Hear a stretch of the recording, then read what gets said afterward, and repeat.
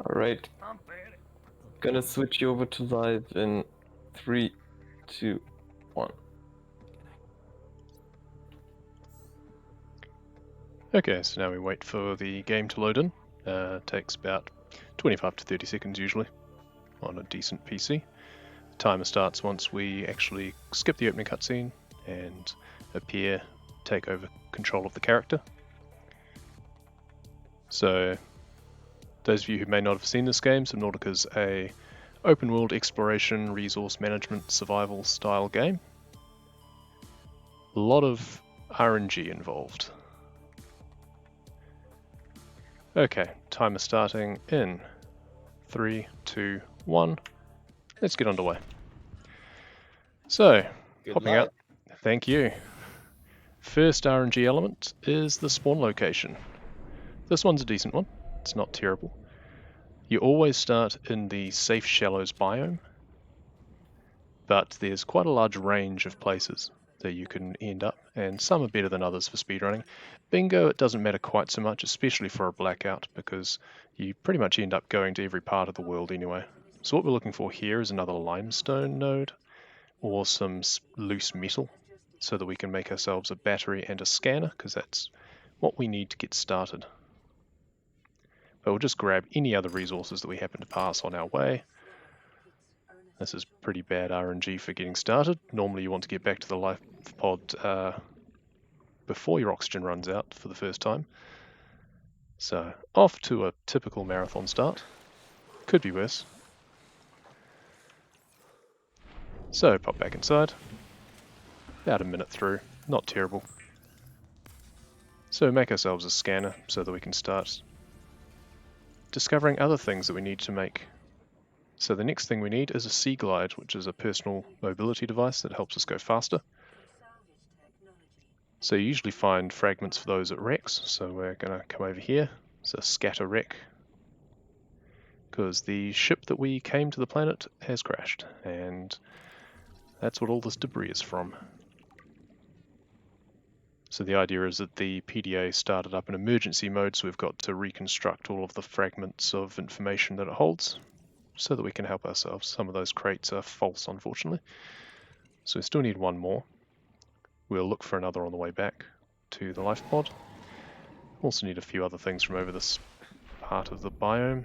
We're into the kelp forest. We need a couple of the creepvine seeds here. Useful for multiple things. We just grab 2 for now. Get bitten by a stalker, because of course. They're very affectionate. We'll be coming back and visiting them later, because we'll need them for a few things. So we're probably going to have to go over and visit another wreck, but further away, because we only had the one Sea Glide box here. This will be another one over here actually, so that's quite handy. And then there's some cave systems we can enter to get some more resources. Yep, and we can hear a crashfish, which decided to clip through the ground, because they do that. It's not just us that can glitch through terrain in this game. The other animals do it with impunity. Yep, there's another crashfish. So grab a few other resources. Take a bit more damage, that's fine. It's not the end of the world. We don't ideally want to take too much early on in the game, but it seems that the crashfish love us today, so always happy to play dodge. So we need at least 5 copper ideally. Let's just turn this way now. Ouch. So what have we got? We've got 3 copper. That's the bare minimum that we can get away with, but we'll just get away with that. We need some more metal, so we'll grab another piece of salvage on the way back if we can. It's a fair amount strewn around at least. And we did get another copper, I believe, didn't we? So now we have 4, that's good. Can swim on top of the water because it's slightly faster. Doing the good old freestyle stroke instead. And a double jump.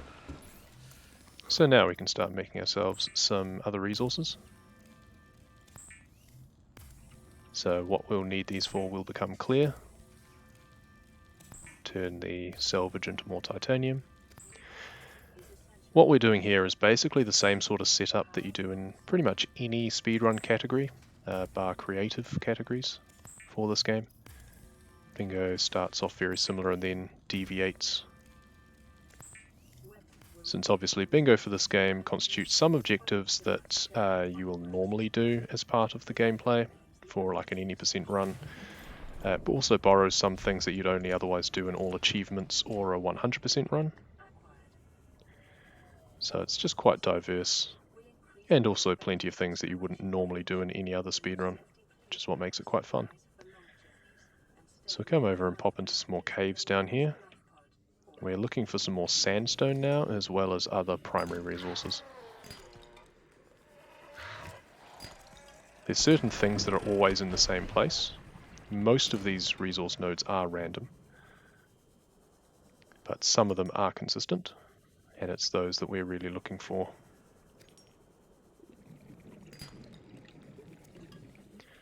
So to break these rocks, normally it takes quite a lot of clicking. It takes 4 clicks to break and pick up the item, but we can actually bind the scroll wheel to the left click in order to make it much quicker.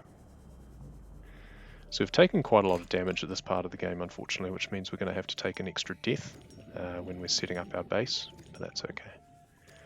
Doesn't really add too much extra time to the consideration. Basically, we just don't want to get killed before we can make it back to our base, because then we will drop all but one of the resources that we've been picking up. Basically, when you die, anything that you picked up since you last left a safe place will be dropped where you die, and one random resource will be kept. There are some exceptions to this. There's some protected resources, there's special unique resources in the game that will always stay with you, and we'll be taking advantage of that later on. So we can now take that, build a wiring kit, build a computer chip. I've got some, kind of want some more metal, but that's alright. Grab all of these out of here, just to clear out the storage. So we want to make the base at I'm just trying to decide where I want to make it, because I want to have a decent amount of room behind it, so we'll put it there. With a hatch. Now we're going to do something that may seem a bit strange, but it is for a purpose. It's going to drop this lead. We can pick it up again later. Anything you drop will remain where it is on the seafloor for you to pick up later. So we're actually going to drop some mushrooms on top of this base, and we're going to break them. And this is going to kill us. Don't worry, perfectly intentional. Though I did forget that I was going to have to do that right then, so all of the mushrooms I picked up have now gone flying, so we'll need to pick up some more, but they are very numerous, not a problem. Basically the base has a health of 100, and we're trying to breach the base and flood it, because there is a speed glitch in the game. There we go. So now we need to drop all of this excess stuff out of our inventory. So I heard the noise of the base flooding, and now we have a rupture.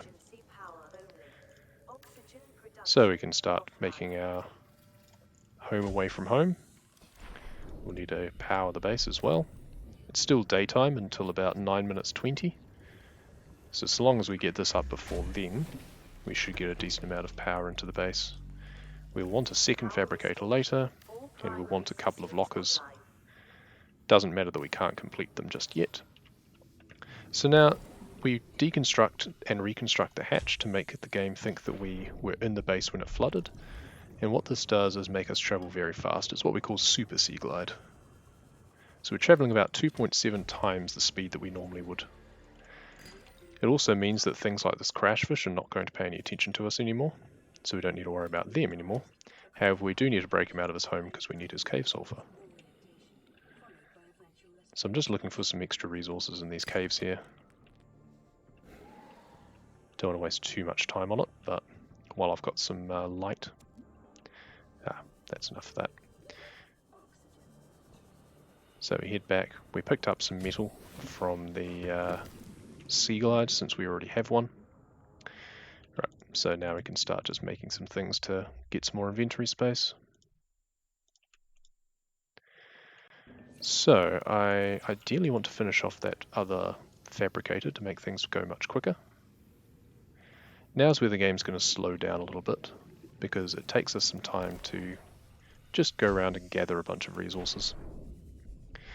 So the first thing I want to do is grab a couple of those, get some more mushrooms so we can make some more batteries, get some more copper for the same reason. We're just going to grab a bunch more primary resources. These coral tubes are usually really good for resources. We already have quite a lot of quartz, but we're just going to grab a little bit more. We need quite a lot of glass. There is an item duplication glitch that we can make use of theoretically, but the setup time makes it a bit cumbersome this early in the game. So, we'll also grab some more table coral. 4, 5, 6. There'll be a lot of me counting in this, so I hope that doesn't turn anyone off. There's a lot of resources to have to keep track of, unfortunately. So I do have the extra gold there, that's good, so I can actually start making this now. And we can make use of 2 fabricators, because the amount of time that it takes to do one thing, leaving a flooded base when it's powered gives you 20 oxygen, so we just refresh our oxygen there a little bit. We'll finish this locker as well. So I need to start looking at my notes soon, just to make sure that I'm keeping track of everything. Make some batteries. We go through quite a bit of resource power. Sound just went there because the game thought that I was drowning again. For some reason the sound starts cutting out about 8 oxygen or thereabouts. We'll need 1 more table coral. And now we'll start putting some resources in here. Okay, now I'm just going to take a little bit of time to check my notes and see what I need to do. Often there'll be little periods where you have to just stop and take inventory and plan out what you're going to do next. Right, okay, so we're going to make use of another glitch here called remote storage. Opening the lifepod locker before the animation finishes, leaving the hatch rather before the animation finishes, allows us to now access that the next time that we open our inventory. It sounds confusing, but it'll become a bit more clear once I actually make use of it. So I'm using some underwater landmarks to navigate over to a place where I know there's lots of resources. So there's a nice geyser over here. And we're going to start grabbing some more sandstone and limestone. I need at least another 12 copper, I think. No, 10 copper, so 9 more. So I've got to pay attention to my counting at this point.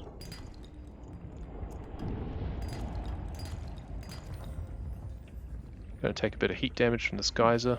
If you get too close, then you take a lot more, so we'll try and avoid that. It's hard to see resources when it's dark, unfortunately. Thankfully, the nights in this game only last about 5 or so minutes, but still. So that's about 4 copper now, I believe.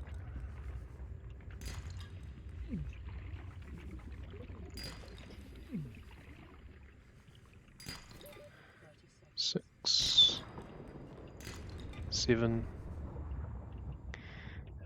Probably don't have room for the extra metal salvage, unfortunately. Titanium's all well and good, we'll need a lot of that. It's 8. Look for some sandstone up in this little chimney here.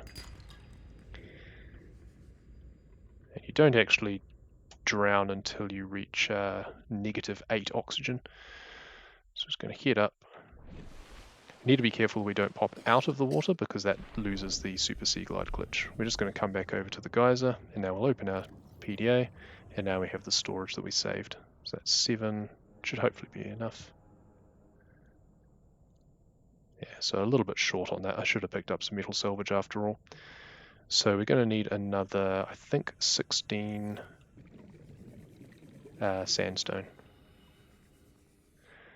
Sandstone drop rates are consistent in that every 8 gives you 3 lead, 3 silver, and 2 gold. So it means that instead of counting the exact resources that we need versus what we have, we can just count how many we've broken. So it's about 5 there, I think. 6, 7. 8 and 9. We'll probably end up with more resources that we technically need, but it's better to have and not need than need and not have.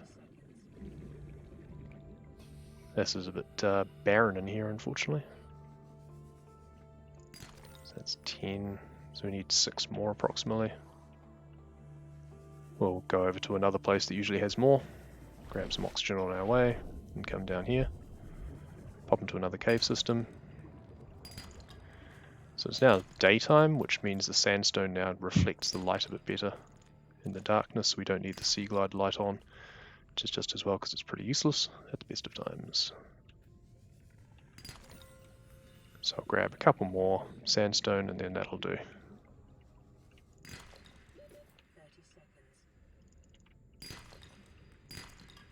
There we go. So, back up.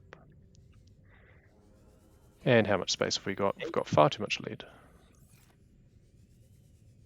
Hey, we're just wondering, do we have a minute Yep. for a quick message? Absolutely. All right. I just would like to remind any new folks who may have just turned up now that you're watching Bingothon Summer 2020. That is benefiting Fred Hutch. So that's where all the money donated throughout the event will go. And I'm currently focused on doing research on the coronavirus. So this is definitely a great cause to donate to. We're currently sitting at $897, so just $3 away from 900. So let's see if we can get to 900 really soon. And lastly, something that I'd like to say is in a couple hours from now, in a few hours from now, we'll have the Lego Batman video game run. And for it, there is an incentive, which is a bonus level, the Wayne Manor, which is currently sitting at $20 out of 35. So just $15 left to go for this incentive. So there's not much left to go, and I'm sure we can reach it. With that amount, $15, you could be eligible to get in the prize pool for a Bingothon mug, which is really awesome. And for just $5 extra at 20, you would get in the prize pool for a Xenoblade Chronicles Definitive Edition download code on the Nintendo Switch. So there's definitely a lot you can get out of a donation. First, you can be an awesome person for donating to a great cause. You can be donating towards a cool incentive, and you can get potentially be in the pool for a prize. So definitely, if you can get those donations in, and let's see if we can get to the $900 hype. Hype indeed. Worthy cause. Happy to be involved with this. It's actually quite interesting because it ties into the theme of the game quite well. Subnautica, for those who aren't aware of the storyline, part of the story that we will be having to come across in parts. Not so much in this particular bingo, but in others. Sometimes it plays in a bit more directly, as there is a virus at loose in the water. Well, it's a bacteria, I believe, as opposed to a virus, so it's a little bit different. But in order to actually leave the planet in the normal storyline, you have to cure it. So make some donations so that our worthy adventurer can actually escape this place. So we're just making some more advanced materials now here. Just kind of trying to keep my mind ahead of what I need. A lot of the early stages of this sort of bingo is just setting up a lot of things. I put my knife in there accidentally. I think I have far too much silver, but that's alright. I will actually need at least one more, that's fine. No, I will need even more. Just trying to remind myself of what things actually need. I think I actually want to just take another death to reset my health as well, because it's very low. So I'm just going to come over here quickly and do this. Dying resets your health to 100, your food to 50, and your water to 100. So when you're not playing hardcore, obviously, it can be very advantageous. We're going to make ourselves the repair tool, so we can actually get the first of our objectives knocked off. And a waterproof locker, because that's going to be used for a few of them. A lot of the goals do revolve around putting lots of items into lockers. I've tried to make sure that we've got a decent spread of them here. So repairing the life pod is our first objectives that we'll be completing here. It's something that you will always want to do very early on in a casual playthrough of the game, because the radio messages will give you useful beacons. So we can now mark off, where is it? There it is. First one done. We are making progress. So the next thing we can do is pop down. Every time we go into air, we lose Super Sea Glide. So just drop some stuff out of my inventory there. So we need to give it back to ourselves again by just doing that with the hatch. Deconstructing and reconstructing. I'm actually going to start collecting bladderfish because I need to fill a waterproof locker with 16 of them. They're a very versatile little creature. You can eat them on the go for some extra oxygen, bizarrely, or you can turn them into water, or you can cook them, which is what we will ultimately be doing with them. But for now we just need 16 of them. We also need to hang around some of those stalkers. Here we go. So when they grab metal, they can drop these teeth, and that's an important ingredient that we need for some late game, all of the vehicles really. We need the prawn suit and the Cyclops submarine in this, so we need 4, so there's 2. Every time they pick up a piece of metal, there's a 25% chance that they'll drop. It's one of the biggest RNG issues in the normal any % speedrun. You have to demand them by a certain time. We're getting good luck with these though. This is actually going really well. Sometimes you can be waiting for ages for them. There we go, and they did a little juggle there. So that's all 4 that we need. So now we'll just focus on picking up some more bladderfish on the way back. So we've got 3 out of 16 that we need in total. So there's 4, there's 5. Picking them up on the go with Super Sea Glide is actually quite difficult because the controls get very touchy when you're traveling this fast. But that's 6, was it? Yes, 6. Losing count already. 6. 7 up here. We also need to scan some the rabbit ray. There's 4 ray creatures that you find in the waters, so we need to scan all of those as another objective. So up to 7 bladderfish. We'll just comb the margins of the biomes on the way around. Just circle our way around. 8, 9, 10. There we go. Very slippery fish. They do at least stand out quite well with their bright pink. So 11, 12. We get too many, it doesn't really matter anyway. 13. And 14. 15. And we try not to drown. And we grab 1 on the way back. A lot of this game is trying not to drown. So we'll be having to find constructive ways of making ourselves not lose oxygen at various points. Either you just respawn, or you have to find a way to the surface. So we've now filled that with that, so we'll just tab out quickly, and second objective done. Where is it? Fill a locker with bladderfish. There it is, bottom left. Found it. And now we just need to give ourselves some more oxygen, since we wasted time doing that. And now we need to cook them. Cooking bladderfish is something of a meme in the game, since they're not very nutritious. Their primary purpose is to be turned into filtered water. But I'm not going to collect another 16 different type of fish, so... And we don't actually need to eat or drink in this run, because we'll just be making use of death warping and respawn mechanics.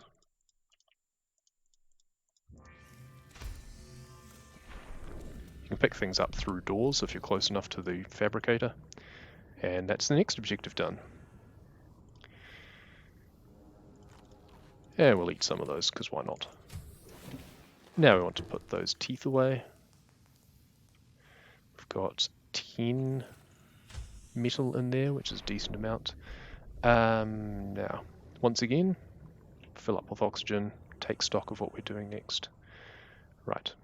Okay, now we need to go and find some more blueprints. Take a couple of metal with us. Activate the remote storage glitch again. We're going to make extensive use of that. It's very useful in bingo.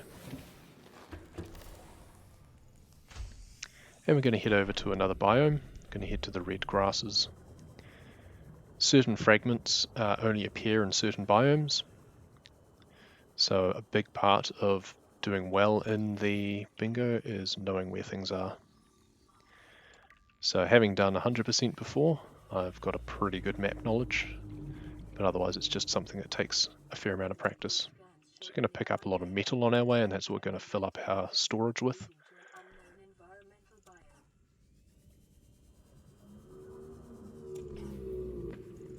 What we might actually want to do is use a death warp to get back to our base rather than swimming all the way back as well. That's a bioreactor, we need 2 of those. Most fragments require 2 or 3 scans in order to unlock. So one of the RNG elements is finding them at the right places at the right times. That Seamoth fragment is always there next to that life pod though, but that's the exception rather than the rule. So I can grab some more of this loose metal around this wreck. Though we're also going to dip down into another biome in order to grab some more advanced materials once we're finished here. I need 1 more bioreactor as well. What we're going to do is just take advantage of a little glitch here where we clip a base material into a wreck and it makes the wreck go bye-bye. So just do a little magic trick there. You do need to be careful. It's not something to do lightly in your normal gameplay, because certain objects like PDAs or data boxes will disappear. But any of this RNG items, these fragments here, they will persist, and are the only things we care about in this particular run. But it's something you need to be very careful you don't get rid of valuable materials or data boxes in casual play or 100%. There are 2 safe wrecks where it's perfectly fine to do that. But again, they're the exception. So generally it's just best not to. So we're going to come down into this jelly shroom cave area.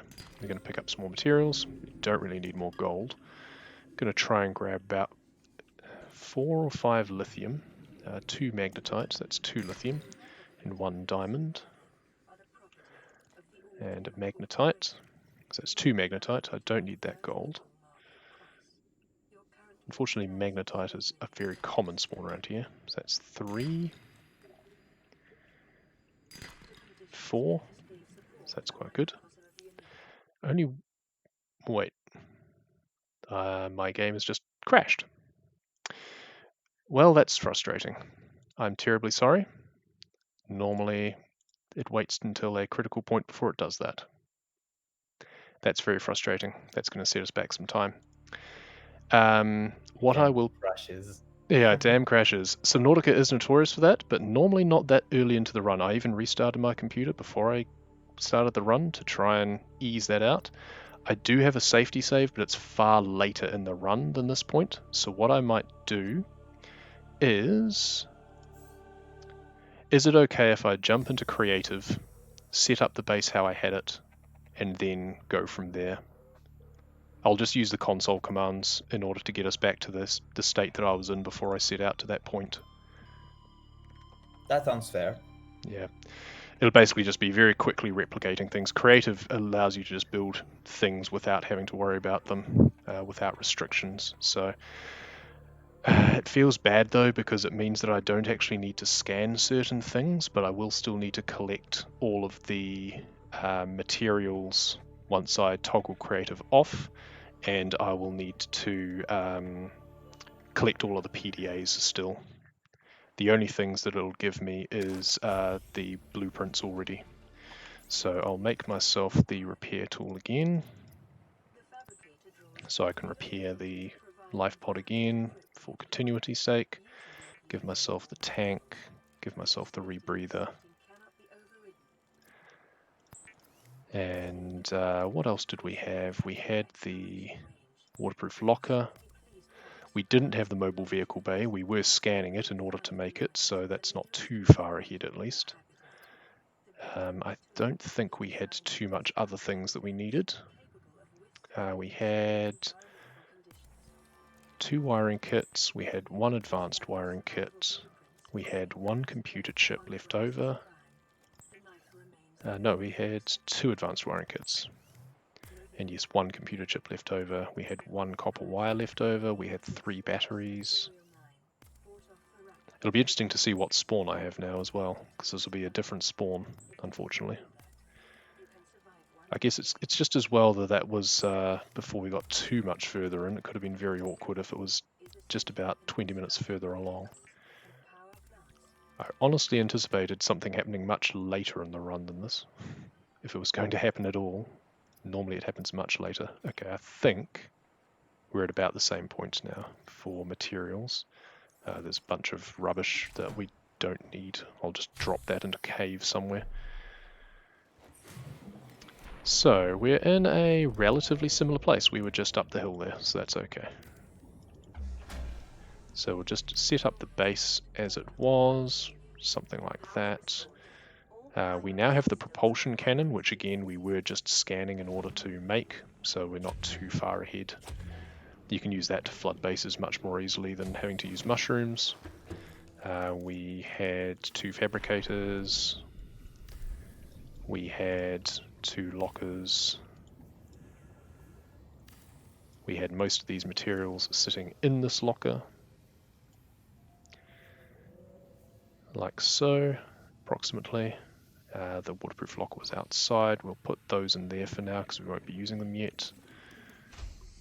So the waterproof locker was there. We're now just going to reconfigure things, but I'll need a scanner as well, of course. I always forget that they don't give you a scanner because you don't normally need it. But we will still need it for scanning wildlife because that isn't something that you get in creative. There is actually a creative 100% because the amount that you don't get is actually quite significant. We're just going to come over here and dump the stasis rifle that we shouldn't have, the flashlight that's pretty useless, and these floaters. Now what else am I missing?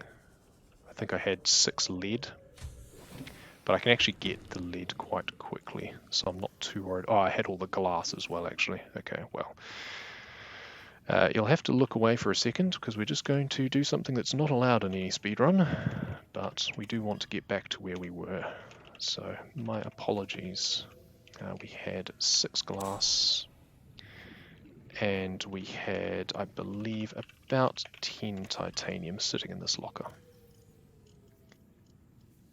There. Okay. So what I will now do is toggle survival. And now we will save.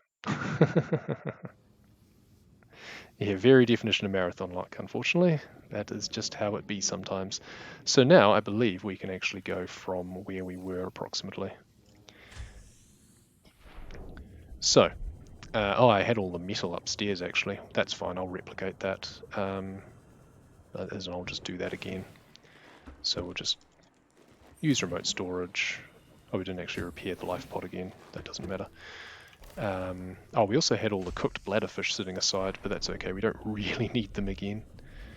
I did have them being used later to feed a bioreactor, but that's fine. It's not actually a requirement. I can grab any old thing to put in there. So we grabbed a full inventory of metal on our way. That's 3. That's 4. We can fit 8 in remote storage. 5.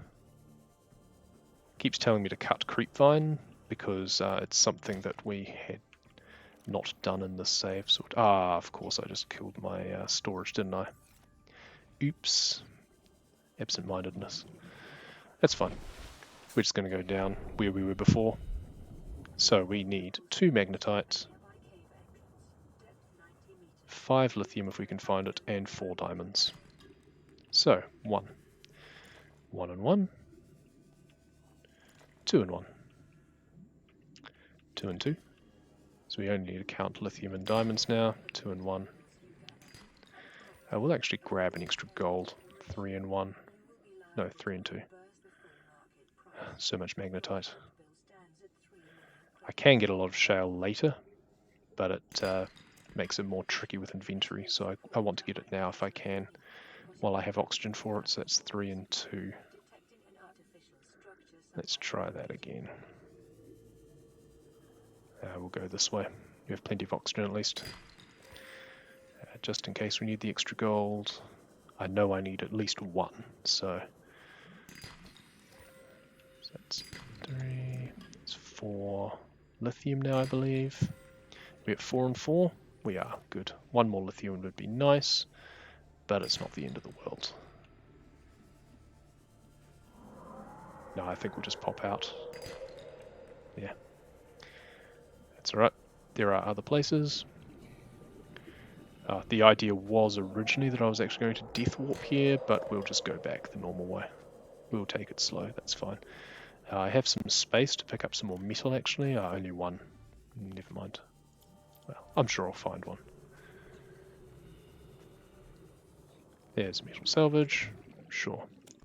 I just remembered I had 4 teeth and I don't want to wait for those again, so I will give myself those 4 teeth again, rather than wait potentially minutes waiting for them to drop.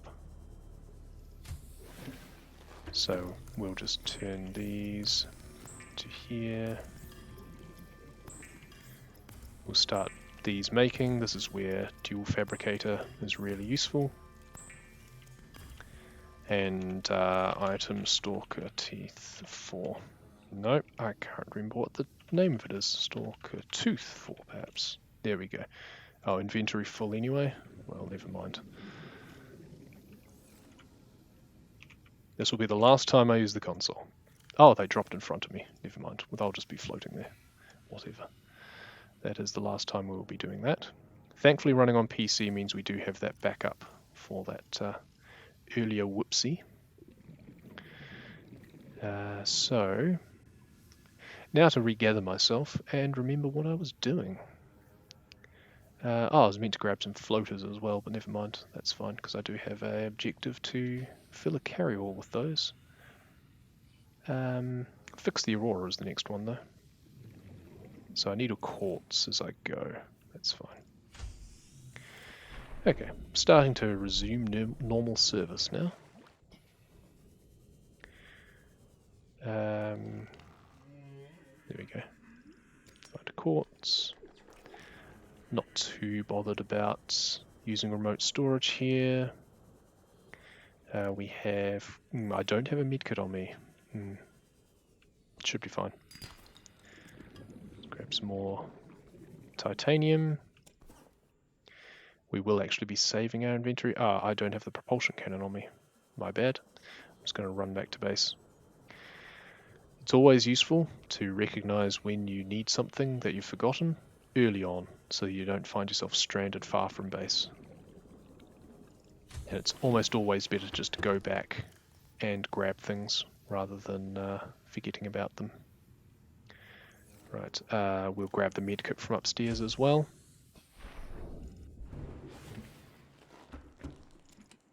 Because that might come in handy. And now I will enable remote storage again. Those teeth look massive just loose in my base. It's absurd. So, going to start delving into some more involved places here and working towards some later objectives. Unfortunately, it's almost night time. That's inconvenient. That's alright. Down we go into the depths here, and we find a base that has been left here by someone else, who we will be learning about in the course of this run. Of course I don't need to actually scan them because I wasn't creative, my bad. That's right, we'll simulate doing so. We'll pretend that I had to come in here and scan this. No, we can still scan that for the databank entry, there we go. But we already knew how to build it. But we do still need to collect all of these PDAs. There's 16 specific Legacy PDAs that we want to find. They are the story of someone who crashed here before us. Quite engaging in your casual play. I'd definitely encourage everyone to read carefully the databank entries that you unlock, because it's quite interesting. A lot of attention went into them. Sadly, we do not really have time to do that in the run. Full audiobook narration not included, I'm afraid. Just grabbing a couple of extra diamonds here because we do need quite a few of them. We'll grab an extra lithium, because we also need quite a lot of that. And there's more here, while we've got the oxygen. And that'll do. Up we go. Yeah. Normally I would also look for other blueprints there, but again, I already have them. So we'll basically be simulating going to certain places where I would normally be getting them for the sake of integrity. So there's a vending machine here. Normally I would be scanning that. Looking for some more metal salvage loose on the ground. Interestingly, the boxes for certain things do still appear, even in creative, because when you scan them it does give you a databank entry, even though I already know the blueprint. It's one of the important things about a creative 100% is knowing what things you still need to scan. So there's a coffee machine here, so we would be scanning that. And looking for some more metal again. Basically until we're full, which should be soon. And we want to just, there we go, fill up, and then just outside the radiation. Oh yes, there was that, that's right. And we'll dump that, dump those flares. That's fine. And we'll pick up some more metal because we will actually be saving our inventory. It's just anything that we can send home. It's just bonus. Sometimes there are useful fragments that spawn in here. We're entering the Aurora through a maintenance hatch. This is the main way that we enter the Aurora superstructure before the ship explodes. The explosion occurs at a random point between 46 and an hour 20 normally, I believe. It's a reset point for glitchless speedruns, because you do get a radiation warning at a certain time, and then you multiply that by 5. The important thing with a glitchless run is you want to get in and out before it explodes. Now, can I find a bleeder? No. Yes. Here we go. We flood the base so that we'll get Super Sea Glide. We're going to use this base as a little operation area. We'll put that there instead and keep the knife on. Rather than use our medkit now, we're just going to respawn in that base several times. Yeah, the radiation is very difficult at night time especially. It just dominates the screen, as you can see. Makes it very hard to see what you're doing. Thankfully, the things that we need to interact with here have sparks coming out of them, so it makes it much easier to see in the darkness. Thankfully, because we're not actually having to wait for the Aurora to explode, is quite convenient in this, because we had that hiccup earlier. So we're technically actually further through than, well, not as far through in the game timer as we otherwise would be. You know, we're only actually on the second day technically. But thankfully we can just completely ignore it when we're doing a glitched run. So this will all be a bit confusing, but out of bounds stuff always is. We actually made one of the rooms disappear. I should have explained that as I did it.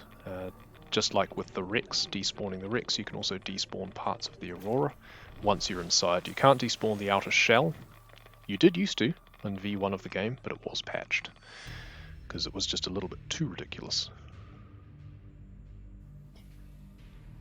So then glitched runners had to find alternatives. Where's the last one? It's one of the ones above the water, isn't it? Yes. Look for the sparks.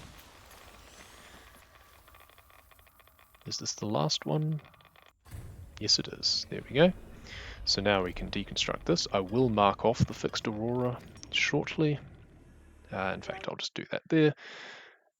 We leave the timer running even if we pause the game, because there's a certain amount of mental arithmetic that goes on with this game.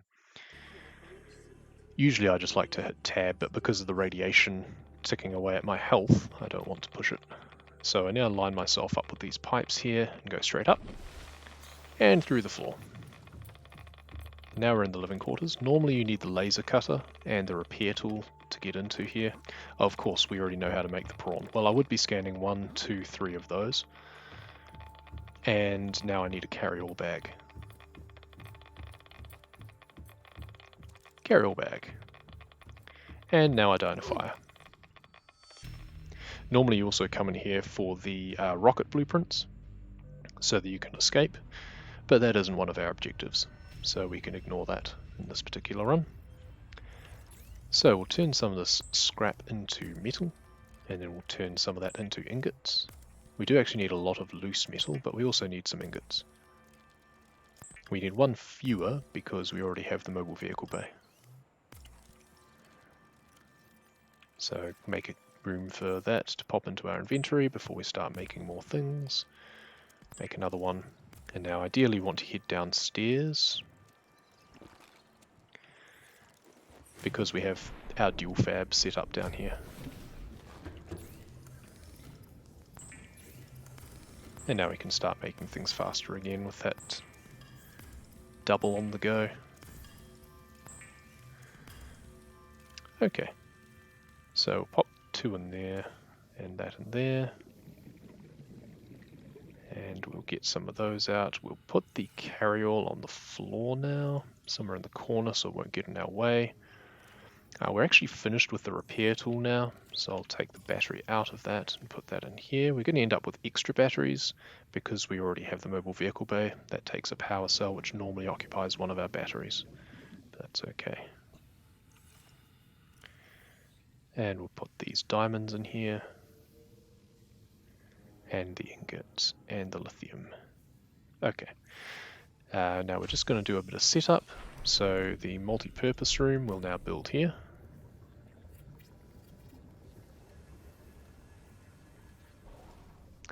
We just need the one of them. I'm just going to pick these teeth up and drop them out here because they're going to be in the way. So this is now flooding again. It's taking a while, unfortunately. I should have thought of that. I shouldn't have come back inside. Okay, checking what it was that I had to do. Yes, here we go. Vending machines. So because I scanned, in inverted commas, the vending machines earlier, we now make the normal vending machine, get a snack, and the coffee machine. I always look like I need some coffee. There we go. And that's another objective done. Once an objective's done, you are not required to keep everything. You can deconstruct it and reuse the materials, which is what we make use of quite considerably. So, where was the vending machines? There we go. Yes, I need to scan the rabbit ray again. I just remembered. So, we will now take some of this. So I want to take 18, 1, 2, 3, 4, 5, 6, 7, and 12 is, yep, that's fine. I'll need some more quartz. I need 2 more quartz and 1 copper. So now we're going to make another foray. Actually, I'm getting ahead of myself. I don't want to do all this just yet. I want to do it a little bit later. So we're just going to have to dump all this stuff back in here for now. But we will always take some base materials with us just in case for safety. Because marathon luck. So, just making sure that's clear before we activate remote storage. The last thing you want to do is get somewhere and realize that you've still got storage full. So now we're going to head on another expedition. Ideally you want to make sure that your toing and froing is kept to a minimum and you want to maximize the amount of things you're doing every trip from your life pod. So we're going to be gathering a fair few materials and picking up a couple of the other objectives.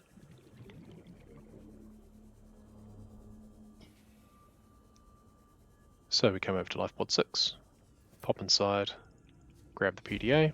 We just need to grab 1. There is another one out on the floor. And now we're going to head over to another biome. We'll scan a jelly ray on the way, so this is number 2 of the types of rays that we need. Remembering once again that I still need the rabbit ray, but I'll try and remember that when I get back to base again. If I can grab another quartz as well, that would be useful. Preferably 2 more quartz, in fact. Some more lithium as well is quite good. I need, I believe, 6 lithium. No, 8 lithium. And quite a few diamonds. I can't remember how many I had now off the top of my head. I should have counted. But I believe I need another 11. So we'll get 12 and call it even. Coming over to life pod 12. So before I forget, I will mark those off. Life pod 6, life pod 12. So this is where Do we have time for an announcement? We absolutely do. Well, I'm very happy to say, hype moment, we passed the $900 cap with the brand new donation that we just got. So definitely PogChamp moment right there. And this the donation we got is a $25 donation by Rubix, saying, just wanted to say hello to fellow Subnautica speedrunner. Wish you luck, AJ. Hopefully, no more game crashes. And let's hope for that. That was a pure example of marathon luck. Oh, absolutely. So hopefully, the marathon will decide to not be very mean to you. That's already enough for one run to have that happening. But yeah, we're past $900. This is amazing, everyone. And also, reminder that we still have the incentives coming up, including the Lego Batman video game bonus level, for which there are still $15 left to go. So let's see if we can reach that within before that happens. So yeah, thank you so much for the donations, and well, good luck with the run. Thank you. Yeah, that's a great donation. Thanks, Rubix. Yep, Rubix is one of our relatively new runners. He's got the world record in the 100% run. It's quite an impressive one. Used to be the 100% was over 3 hours long, and now it's under 2 hours. It's quite impressive. It's the power of grinding it out. Perseverance. And a little bit of constructive rerouting and making use of plenty of glitches. So we're just popping into that cave for a bunch of resources. And we'll just comb the seafloor for a few more. I'm wanting to avoid checking my inventory because here I would normally be scanning 3 Cyclops engine fragments, some nuclear power fragments, and getting an alien containment blueprint. Basically I'm just simulating doing that now because we had the creative bit earlier. And now I'll need to go up for some air. I need some more diamonds as well, but I'll check my inventory when I go up for air. Always a safe place to check your inventory and do any sort of remote storage transitions so you don't accidentally drown. The remote storage does persist through death, which is quite useful. So what did we get? Not many diamonds, sadly. 5 diamonds. And I think I needed more. I do have base materials, so I'll make use of that. Yeah, that's very meager, unfortunately. I need 3 more lithium and 7 more diamonds. Oh, wonderful. Sometimes the game just be like that. First we're going to come down here and take advantage of a little aspect of Super Sea Glide is you can push through the floor slightly. And I'm lining myself up on this purple tablet there. Here we go. It's an item that's inexplicably glitched out of the floor of the game, so you can't access it in glitchless runs, unfortunately. It's almost certainly just a mistake from the developers. So that's 1, 2, 1 more lithium. There. So now I need 7 diamonds. That's a lot. 2. Normally we don't want diamonds at all at this point, so it's quite ironic that we're actually short of them now, because normally we're getting more than we could ever desire. You don't actually make use of any in the any % speedrun. And even in the other runs you only need about 4 of them normally. So 5. We'll come up this cave here, grab another purple tablet. One of our objectives is to fill a locker with those, so we need 16 in all, which is why we need all the diamonds, because there aren't 16 on the map, so we need to make a few extras. So I'm actually going to dip down to this thermal area down here again, because there's usually more shale here. There we go. So it's 4, I need 3 more. 1 and 2.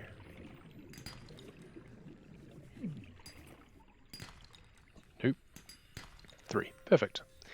Okay. A little bit later than we would have wanted, but that's alright. So it's hard to know where I am on time, unfortunately.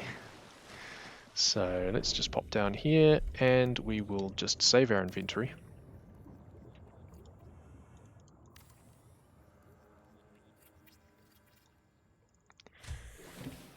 Interesting green glow there from the base. The lighting is a bit interesting sometimes in this game.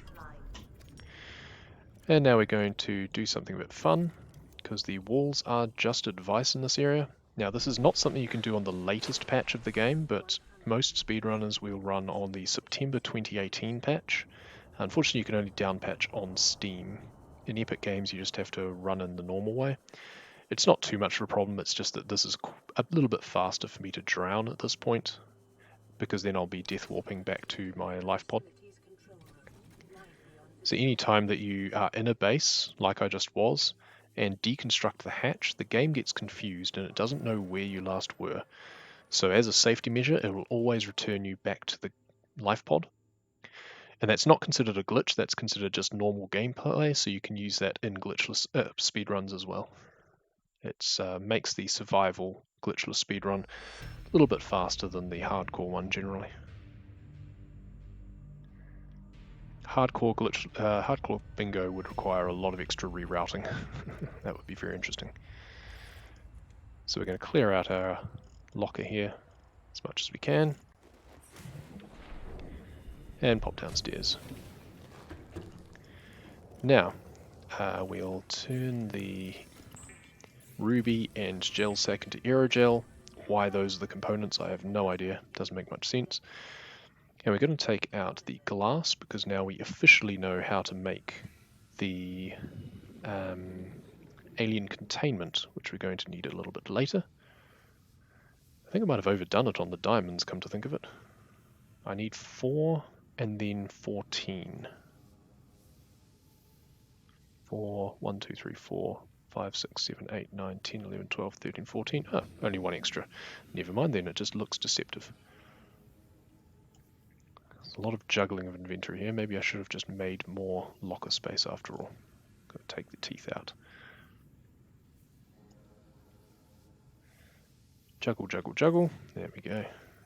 Put those in here now. Let's take these out. Doesn't really matter when I consume those. We're going to take out all this metal as well. We're going to be making lots of things on our way. I need a quartz, unfortunately, but we can worry about that later. So, yes, we now officially know how to make this.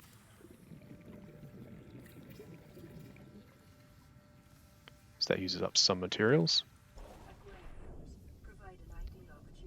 So now I need 2, 4, 8, 24 of those. Put those in there, grab that. So I need 3 quartz and 1 copper.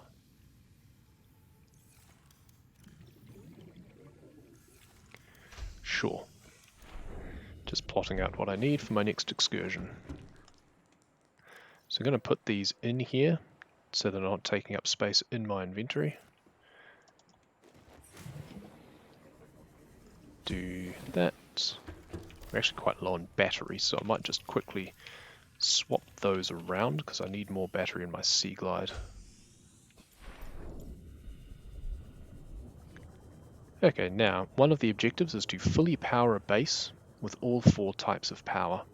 the thermal plant will power a base very minimally no matter where you are, but ideally you want one of these thermal geysers here, because otherwise it will take literally 3 hours to fully charge, and we do not have time for that.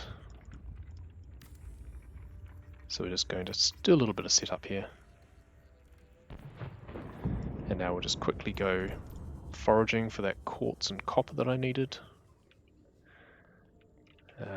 There was quartz, yes, 2 more of those please. There's the copper, that's useful. 2. No, normally it's more plentiful in those caves, never mind. That's right, I can actually make do with only 2 for now. Just need to find one later. Build a solar panel on top. Just make sure that this will be charging by the time I get back. We also want to be placing down an exterior grow bed. Just for later, because we need to fill one of those with tiger plants, which are fun because they attack you. So harvesting their seeds is not the easiest thing in the world. So over here, we're following some landmarks because now we're going to life pod 7. One of the farthest flung things in the game, and there's not really much there for you, except a little Easter egg, which is fun. So approximately over here, right here in fact. And there is a PDA and an unusual doll, which is very fun. The YouTuber Markiplier was quite a large celebrity in, or personality in, early gameplay videos of Subnautica, and they put a doll of him with some quotes into the game. So you can make that and have him serenade you. It's quite amusing. We don't need to build it for any objective, but it's just fun to scan. We need to go down a little bit further, so we're looking for a wreck down here. We don't actually need to come to this wreck anymore because we already have the blueprints that we would normally be looking for. Once again, because of our little creative foray earlier, but we're just going to simulate some of what we would normally do, because in here we'd be looking for drill arm fragments and grapple arm fragments. They're usually plentiful, so it's not like we're really kind of saving much time on that.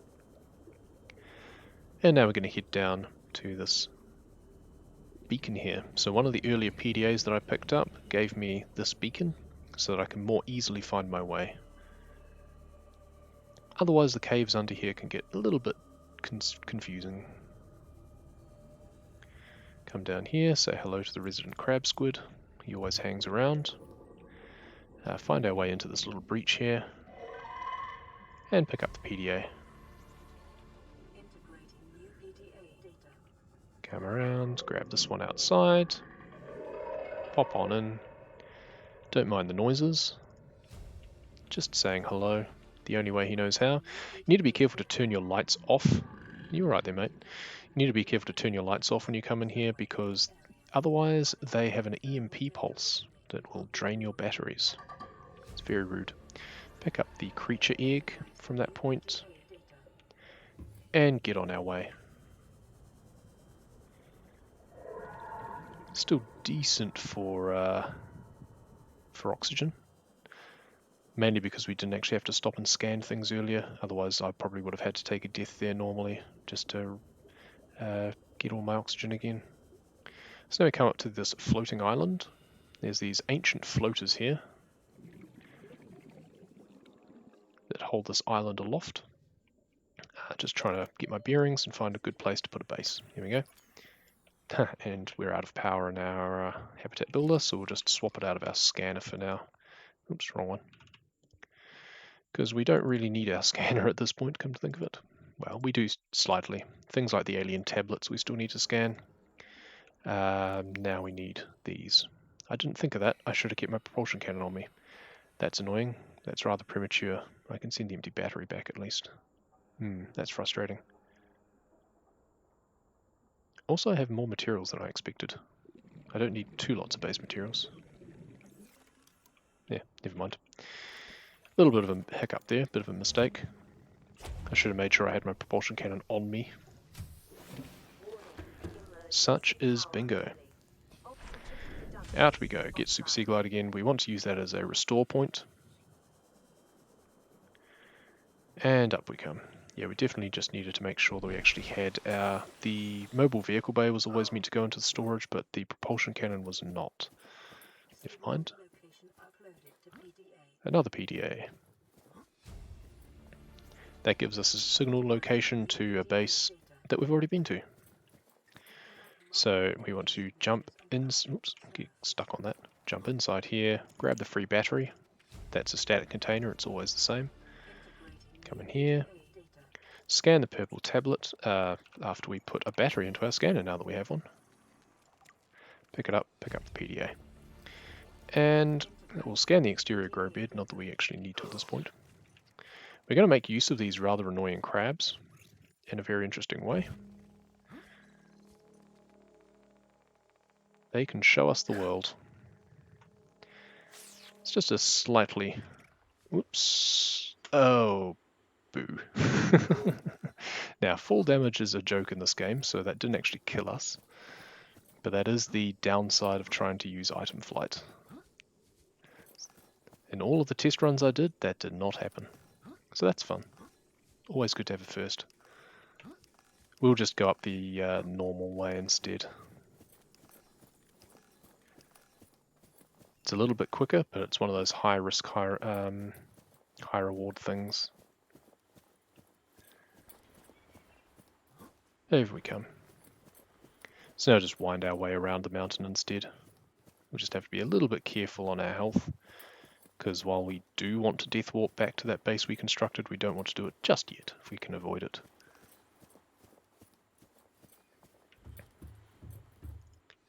Grab the PDA from there, and there's one on the other side. So now we just need to find our way a little bit gingerly down the mountain.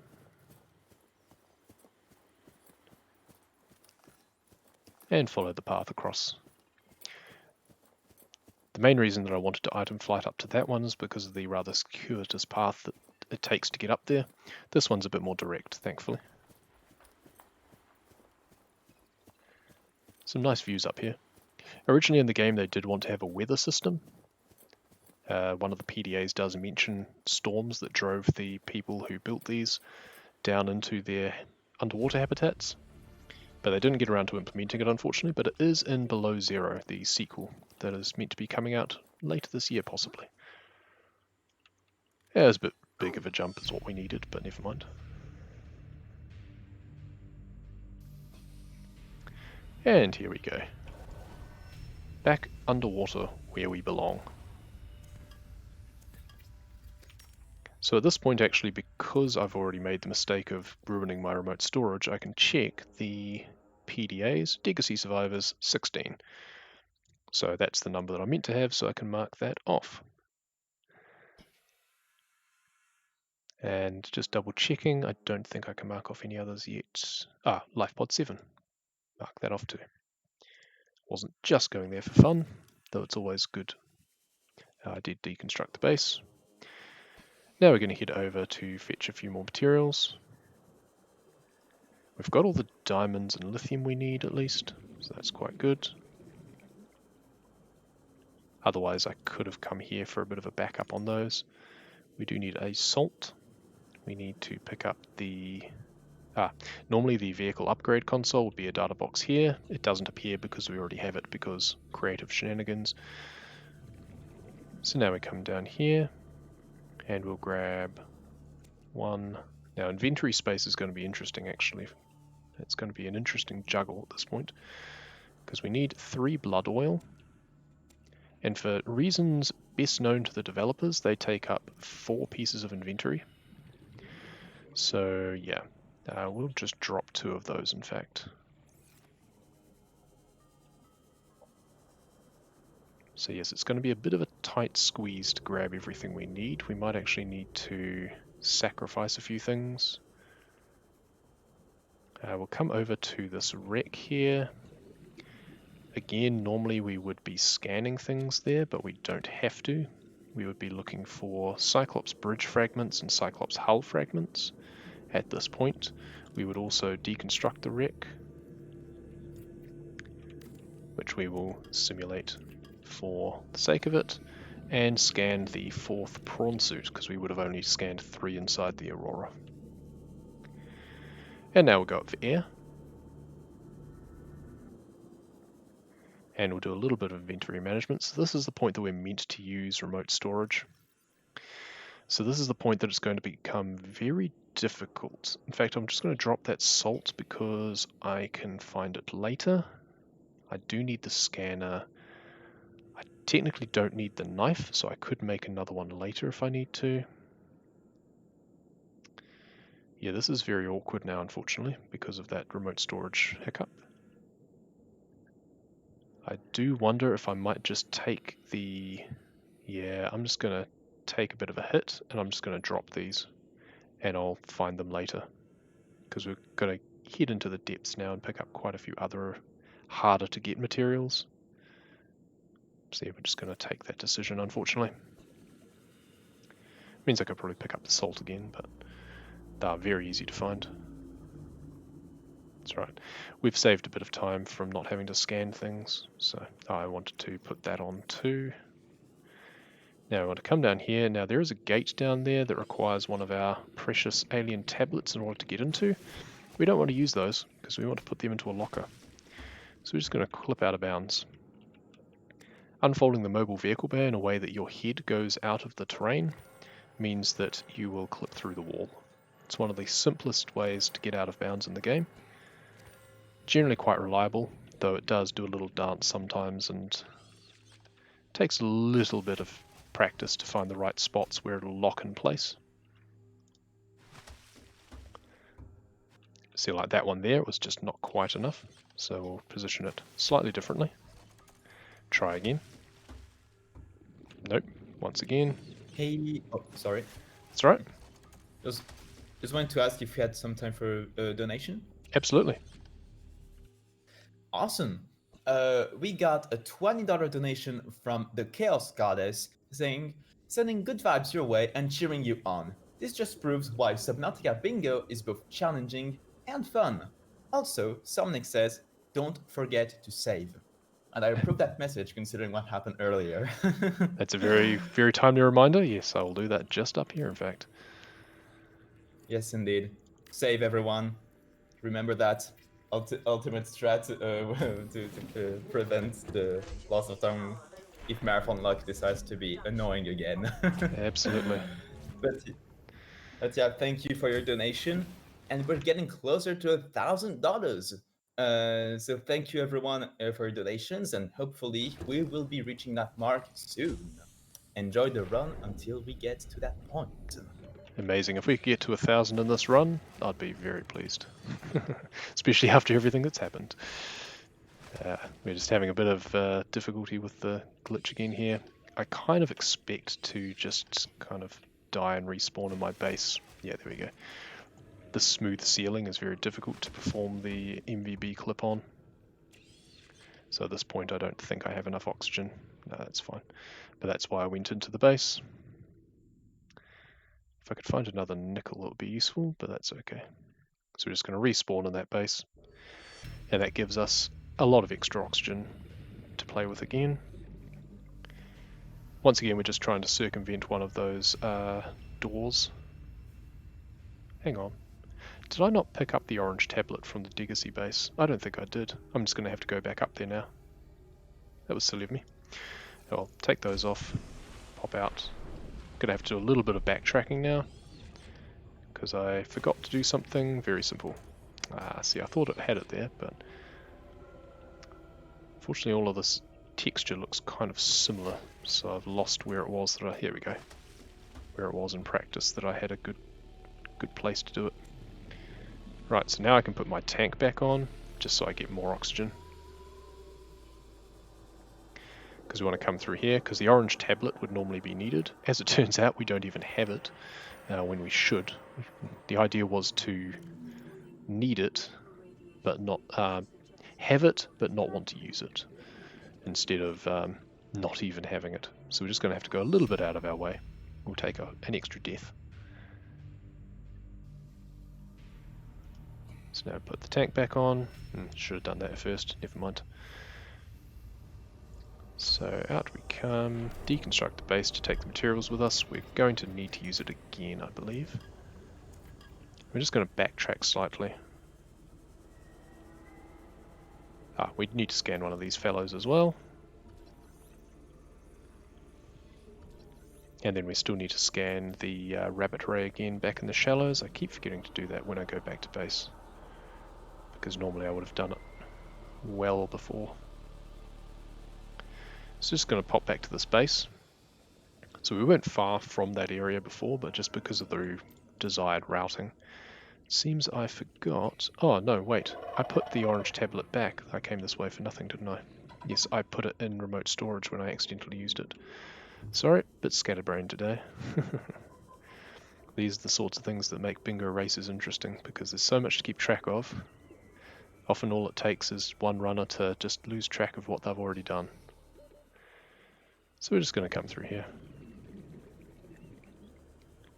Only added about maybe 30 seconds on. So we're just going to quickly build a base where it'll let us, just to save our progress. We'll just come around this side, so we just go straight out. And hop inside.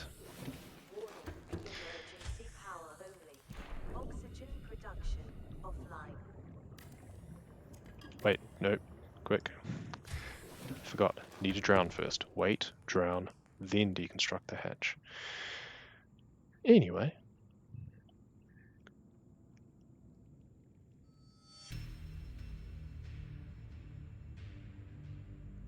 Such ominous music. Oh, I don't have Super Skill Glide. I just realised I didn't flood that base. Never mind. You know what? I'll just build it again. Find a amenable fish nearby. Spinefish.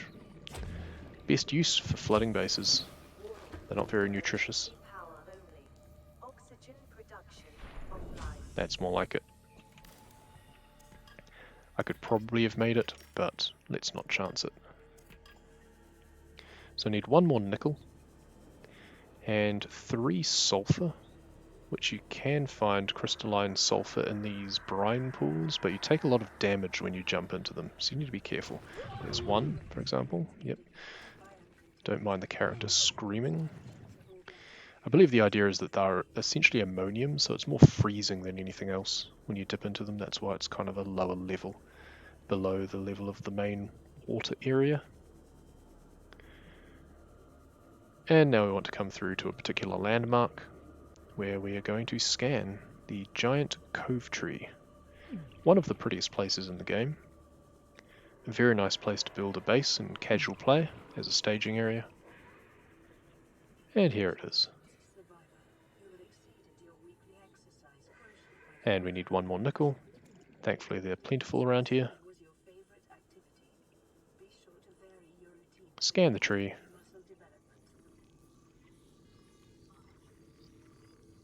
Build a base. And as you may have guessed by now, we're going to save our inventory, deconstruct the hatch, and death warp back to the life pod again. It's a very handy mechanic when you consider that the life pod is 1300 meters away. And, whoops, okay, I forgot that I still had that on 2 instead of my knife. That's amusing. Because we're so low on health, we'll just do that rather than wait to drown. We'll save a little bit of time. And back to the life pod. And yes, sure enough, there is the orange tablet. Drop that seed. No, not the tablet, the seed. There we go.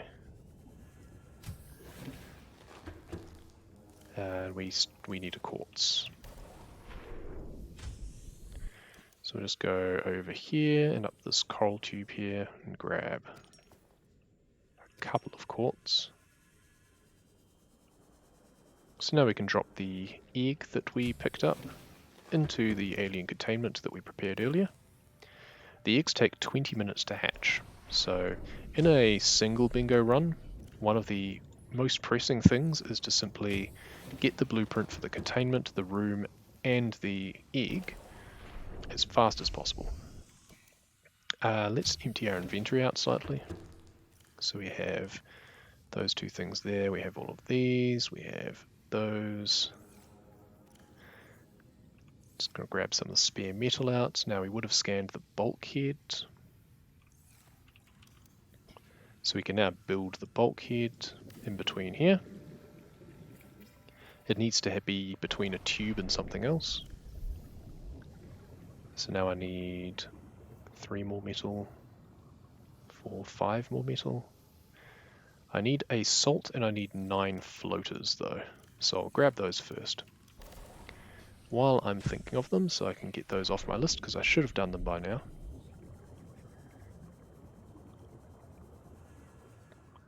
Floaters aren't anymore on that one. Here we go. 1, 2, 3, 4, 5, 6, 7, 8, and 9. And a salt, preferably. Here it is. And maybe some, well, I was going to say metal salvage, but we can overscan this for 2 free metal. And some salvage. There we go. We're going to need quite a lot of loose metal still for all the extra pieces to build. We can now make hydrochloric acid. We grab a gold out of storage. We can now make polyaniline. We'll need that later. There's the carryall of floaters, so I can mark that off there. Now, we've scanned the cove tree as well. Okay, so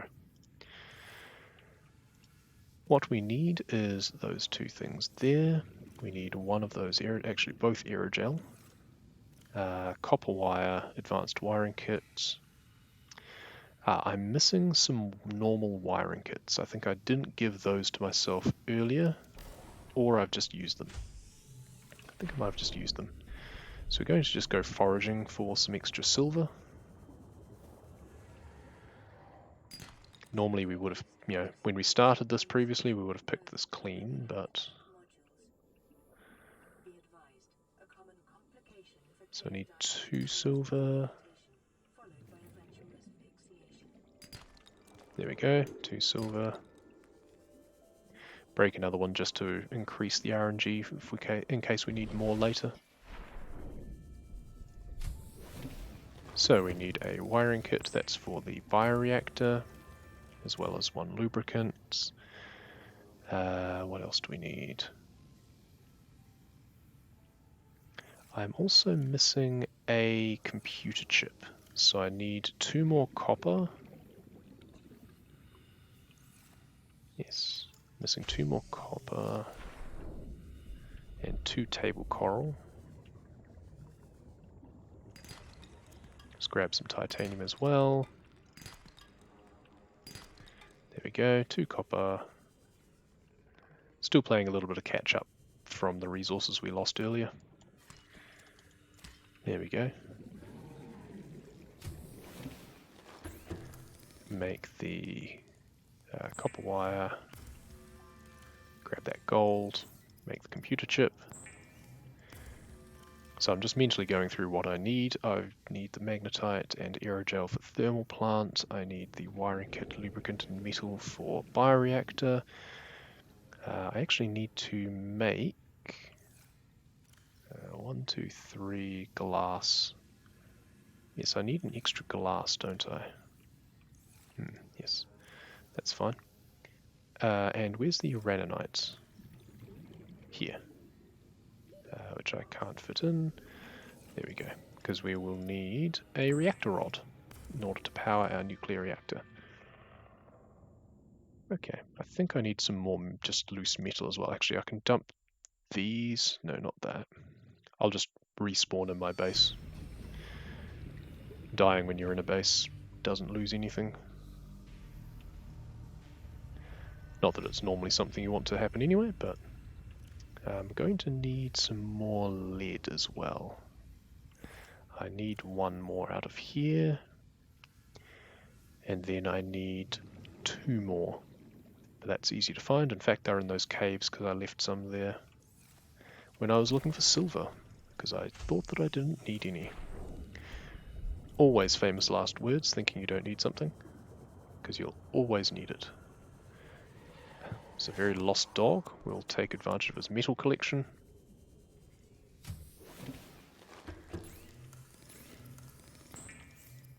Lovely bit of Ride the Lightning or something in there. So lots of loose metal. I don't need the polyaniline on me actually. I do need to turn one of these ingots into plasteel. Oops. Click the wrong thing. There we go. Oh, there's the aurora exploding. Thankfully we don't need to care about that. Emergency. A quantum detonation has occurred in the aurora's drive core.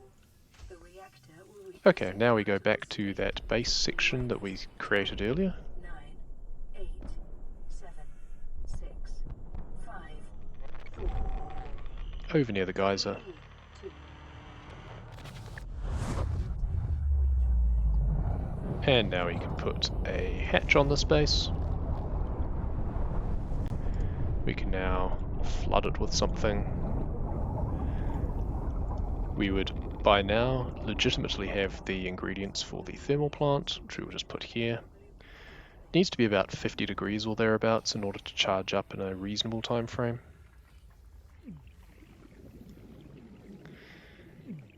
Normally in the gameplay, when the ship explodes, radiation starts creeping out over the entire map. Well, maybe not the entire map, but it certainly encompasses enough to be very inconvenient. Repairing it like we did earlier prevents that, and it's a requirement of the all achievements playthrough, because there is an achievement for fixing the aurora. It's not something we normally do in any percent though. Now, I need to build everything in this. I need to build the vehicle upgrade console, which means I need a moon pool. So I should have actually done that before I came here. So that's a bit annoying. Ah, that's right.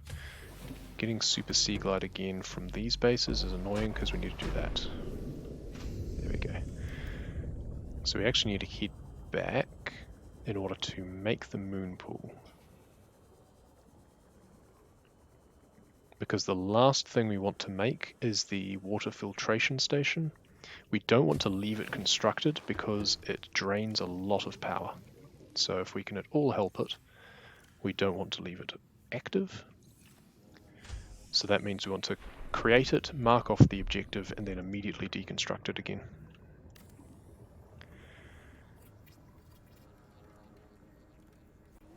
So we make the moon pool, jump out, like so. Make the upgrade console. We have a lot of things that we now need to make with this. However, we do need to reclaim some of the materials in order to do so.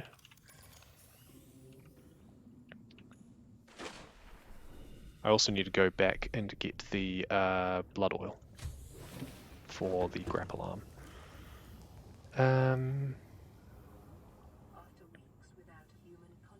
Oh, I also, come to think of it, need, I should switch that out with a better battery as well. I need another copper wire.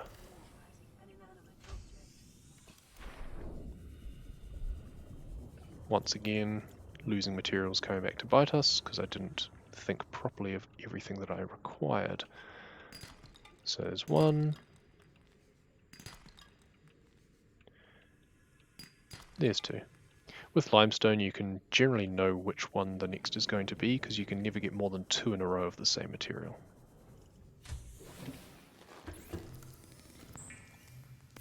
So we make the copper wire and we head back. A little bit of double backing here, going a bit to and fro our bases here. But we're still pretty good for time. It may not look it, but we're kind of tidying up loose ends at this point to an extent. I need to grab some fish or something to stick into the bioreactor. I was going to use my cooked bladderfish from before. but we'll just have to scavenge some fish.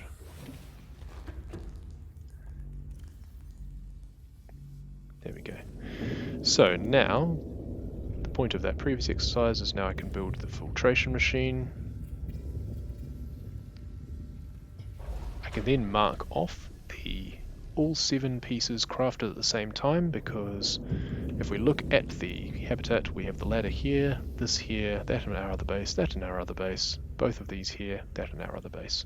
And now I can deconstruct it so it doesn't sap power, because we need this base to be fully charged. And out we go. Now we need to fill this grow bed with tiger plants. Each grow bed takes 6 tiger plant seeds. I don't want that one because it's got some mushrooms nearby. Here we go, this guy's isolated. So he'll try and attack me, so if I get in close and strafe. 1, 2, 3, 4, 5, and they explode and give me 2 seeds. Circle strafing, OP in every game. There we go. So we now need to wait about 20 minutes or 16 minutes, I think, for those to fully grow. It takes 10 minutes for the base to fully charge, and it takes 20 minutes for the cuttlefish to hatch. So we've got all of the things with minimum times all going all at once. Back we come. So which things can we now make? At this point I should head... I will make up for my earlier mistake with remote storage by heading back to the blood kelp trench, as it's known, in order to pick up some more blood oil. I do also want 2 more silver on my way. Not lead or gold. Oh, I needed 2 lead though too, wasn't it? Come to think of it. Where's that lead gone? There. So that's 1 and 1. And we'll just go up for some air and then come down via some of these pinnacles, because that's where the sandstone tends to congregate.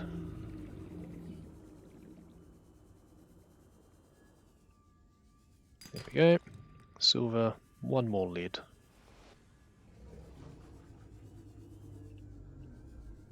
Lead, please, game.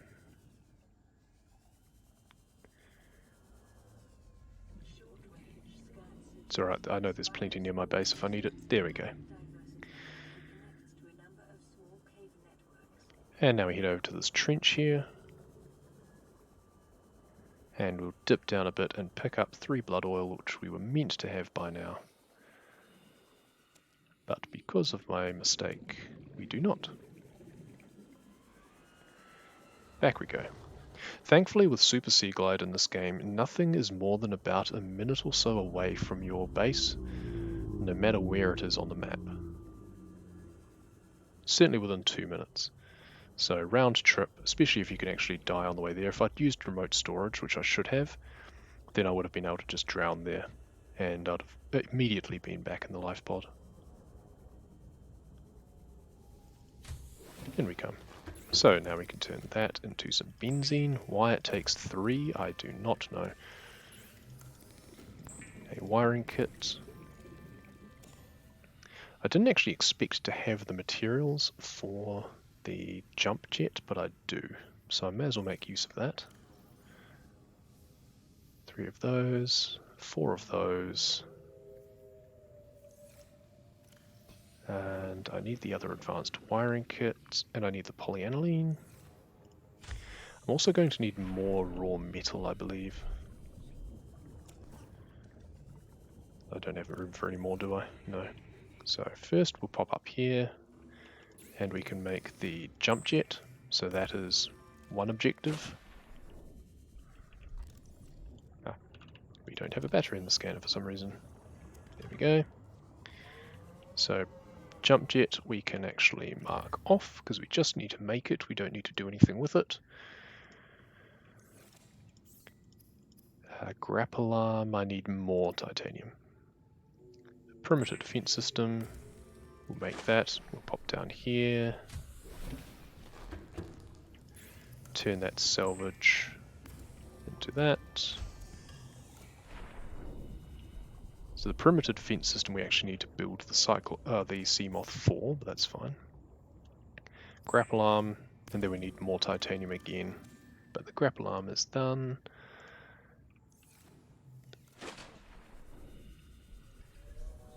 Just 2 more metal, please, game. Just need 1 salvage or a couple of limestone. There's 1. And here's a salvage, good. That gives me plenty. I know I was doing this without Super Sea Glide, but that's fine. The amount of time it takes to have the hatch animations going in and out, sometimes it's just not worth it if things are close by. More titanium. And jump up. And make the drill arm. So that's actually all of these, so I can actually deconstruct this now. Normally I expected to not have the sulfur for the jump jet upgrade, but we got fortunate in the Lost River. So it's good to have a little bit of luck go our way. So now we can put those 2 in here. Actually, we'll turn them into plasteel because we need them anyway. We need 4 plasteel, we've got 1, or no, 5 plasteel. We've already got 1 made up in the nuclear reactor. Put all those in here. We end up with a lot of extra materials. Those in there. So I need 1 more quartz again. I need to take a purple tablet with me. I should also take a medkit with me, just in case. But I believe I don't need remote storage anymore. Famous last words, I'm sure, but we'll see how we go. So what we're going to do now is some more funky out of bounds, actually. What we're going to do now first is save our game again. There we go. I do actually have points in my notes where I meant to save, and I have been mostly paying attention to those. So we want to have this come over to this point over here and do another funky little mobile vehicle bay clip at this point. Climb out of bounds. Archways work the best for this sort of thing, and go down. And clip through the floor of the biome. You can tell approximately where you are by the colour of the water around you. The pink that we just passed through was the jelly shroom cave. This inky blackness is basically the void. We'll then enter a bit of green potentially from the Lost River biome as we pass through it. And then we'll end up with some red of the lava zone.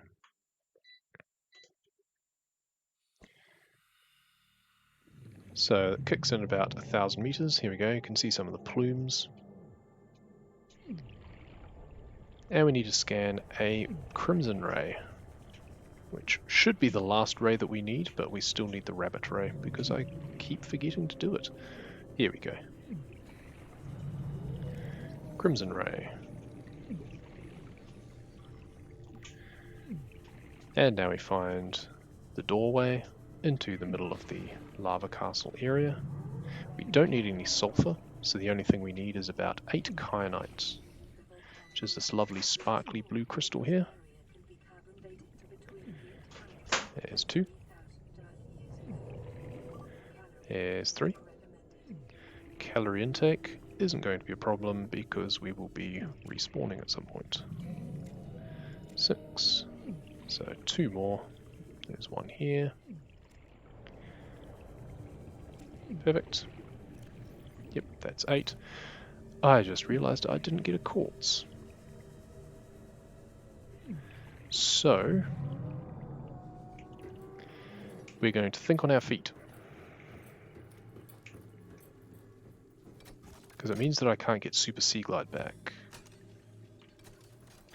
So I'm not sure what's going to be quickest.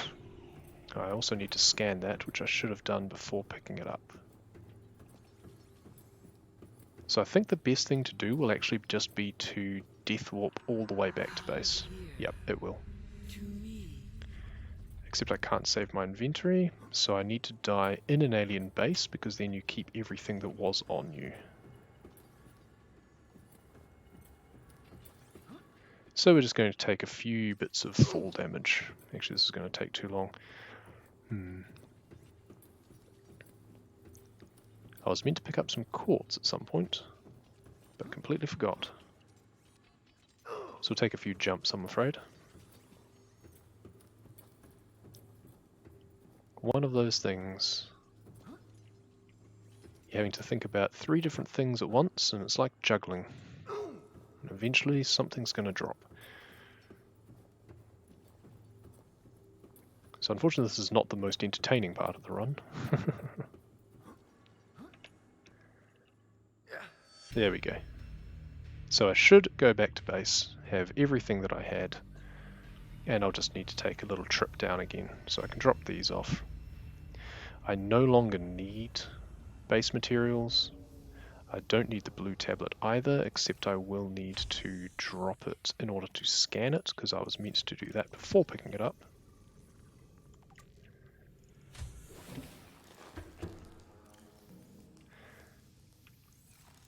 So, now I need to do that, and we'll go to a slightly different spot, because we're going to want to go direct to the last part of the game that you normally see.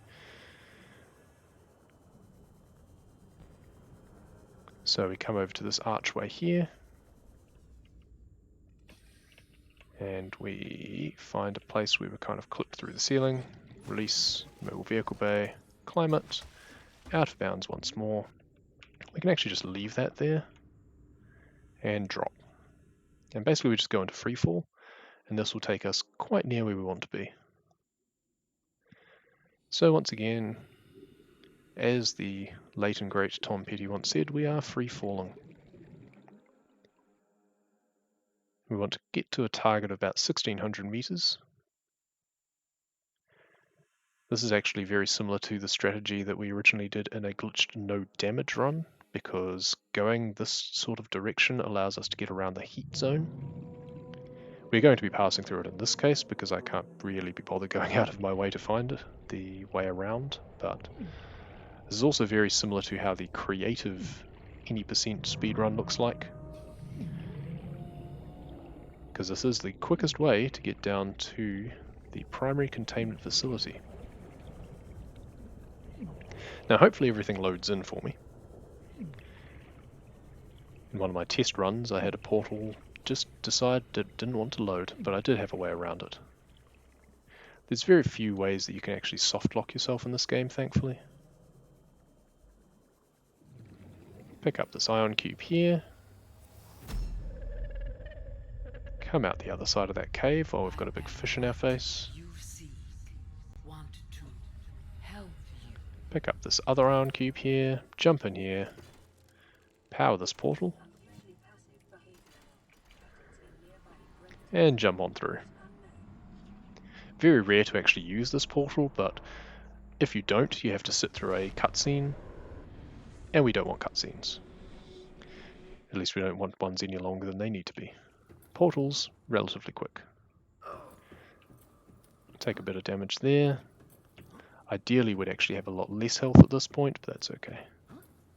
Now we're coming through this alien facility the wrong way, but thankfully the devs were kind enough to have it that the doors will open if you enter them from the wrong direction. Very amenable of them. And now we want to scan the ion cube fabricator, because that is an objective.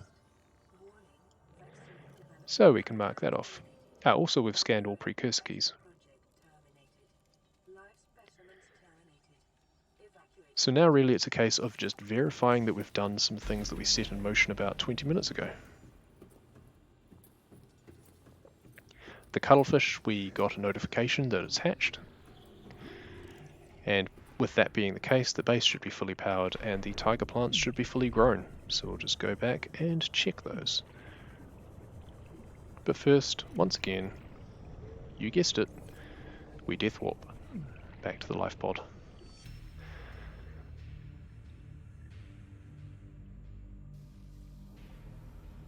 Well, back to base, close enough. So we can now take out all of these other ion cubes. Start making these precursor keys.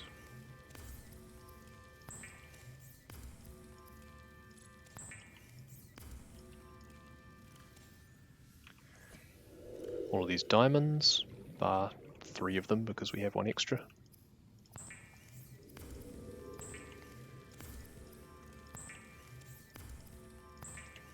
Far more tablets than you normally need in the game.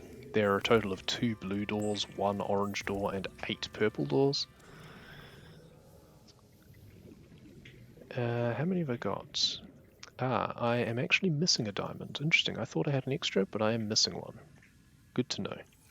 I will dip down into the jelly shroom cave quickly in order to pick up that shortfall. They can all just go in there for now. No, that's fine. So, time to start ticking some things off. In fact, first thing we'll do is deconstruct the bulkhead. Interesting that it decided to do that. Normally that prevents it from having to reflood the base, but never mind. Pop in here, grab the cuttlefish. Now that it's finished, we can now deconstruct the hatch for the materials, deconstruct the containment for the materials.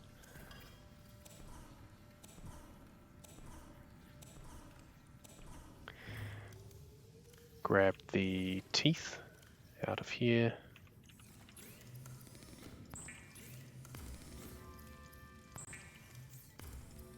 Make all 4 of those. For some reason the base isn't flooding properly, so that's a bit annoying. Hopefully it'll do it when I go back inside. Release the cuttlefish. Tell him to stop following us, because he gets rather annoying. We can, however, play with him. There we go. Magic. There we go. Mark that one off. Is our base flooding properly now? No. Okay, so what I'm going to try and do is hit something at it with the propulsion cannon and get the other half of it flooding. There we go. Because we do want Super Sea Glide back.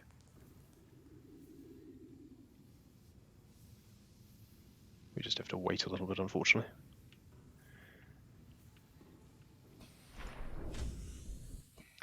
There we go. And now we go over to our other base and verify that it is fully powered, that the plants are fully grown.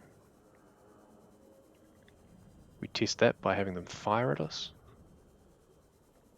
There we go. Basically it becomes like a missile turret at that point. So we can come on in here, and sure enough this is fully powered. So, exterior bed, done. Fully power, done. We can now start deconstructing everything in here for the materials, because we need some of these back.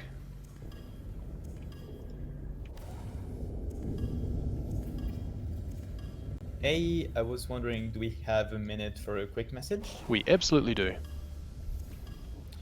Awesome.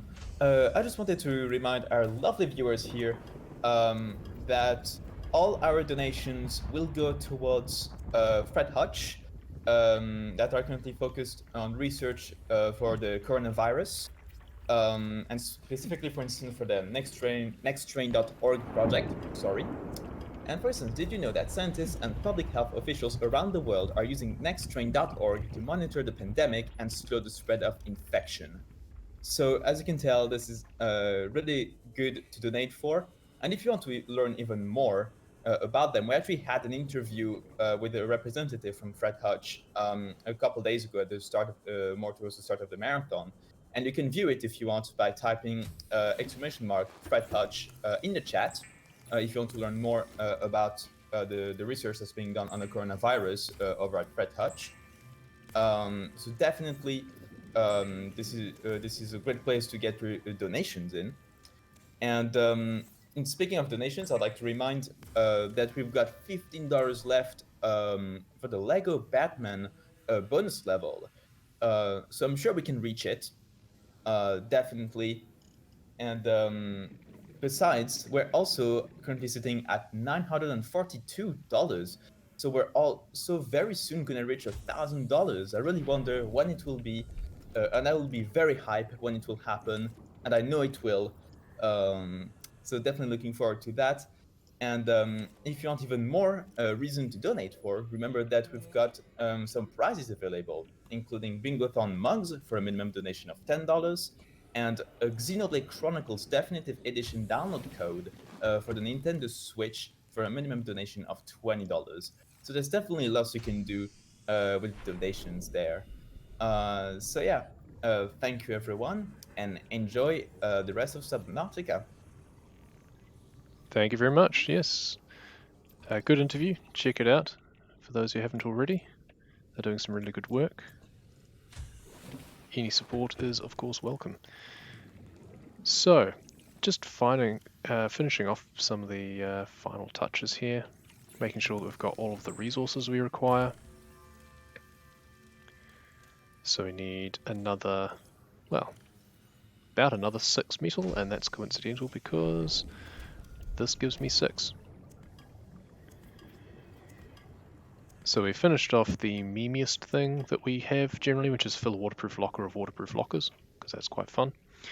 And we've put all our precursor keys in there as well now.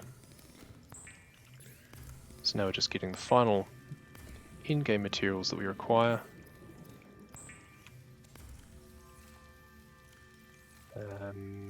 I need to go and fetch my mobile vehicle bay again. I also need to make another power cell.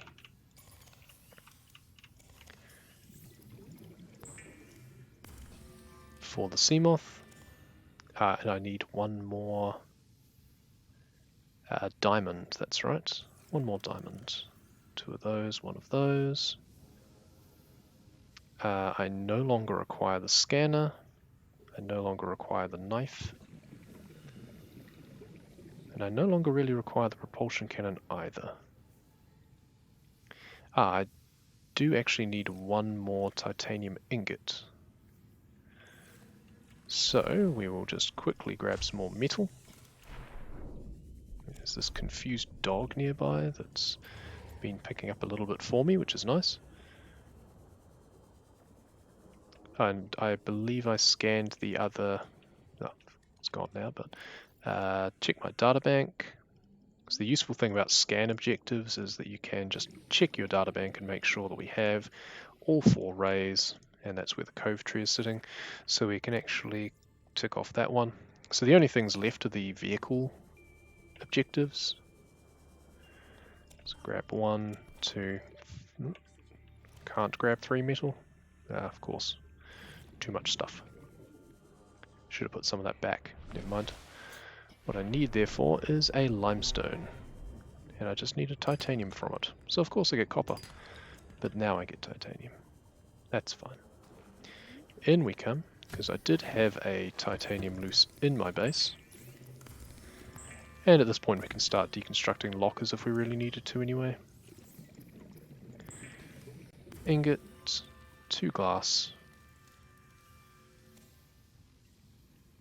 Seems I had an extra salvage for some reason. Now I don't want to have to come back here if I don't have to. So I'm just trying to bear in mind all of the things I need and make sure that I've got them all.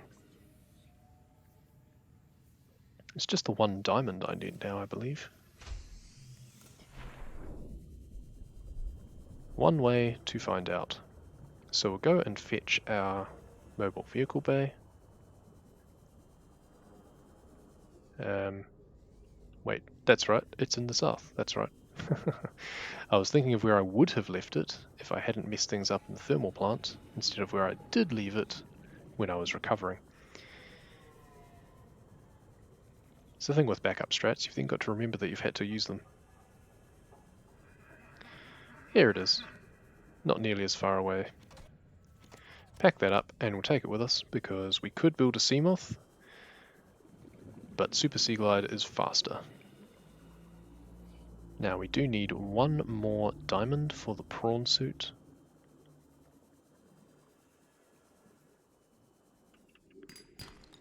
course it isn't. Nope, not that either. There we go. First try. I'm surprised I actually had room for that one extra thing, to be honest. Off we go. Now we're going to go to where it's near a Leviathan for the stun a hostile Leviathan with Seamoth perimeter defense system. We're going to go to one that the people of Reddit so thankfully called Burger King foot lettuce. You can hear him just about now. So we're also looking on the seabed for resources that we will be wanting to drill with the prawn suit, because the intention is that we want to then build the prawn above it, because it's otherwise quite slow. So first thing is we make the Seamoth. Hey, do we have time for a donation? We do, yep. Awesome. We got a $15 donation from Sovner saying, well done, Iki. Good bingoing, Pog, and indeed, champ. That is indeed a Pog champ moment from Sovner. Thank you very much for your $15 donation. And with that, we're getting closer and closer to our $1,000 cap. Let's see when we'll reach it. It's really the light at the end of the tunnel when it comes to that goal, because we're getting closer and closer, and every donation for that counts. So thank you so much for your donation. Thank you, yes, thank you Sovna. Welcome along. Glad that you managed to get up in time for this. So we're just dancing around Burger King foot lettuce and waiting for him to grab us. There we go. Normally you don't want this to happen, but we do have the defense system. Charging it up and give him a good zap. And he doesn't like it very much, so we can now mark that off. When animals take damage, they actually move towards the center of the map to the point 000, so you have to be careful, because otherwise you'll end up with a hostile Leviathan right by your life pod. So we can actually ditch the Seamoth at some point. Just want to find where I left my mobile vehicle bay. Nope. He wanted to play. Oh, there we go. Second for good measure. Now, where was my mobile vehicle bay? I did see it when I was out of the water. Before I was rudely interrupted.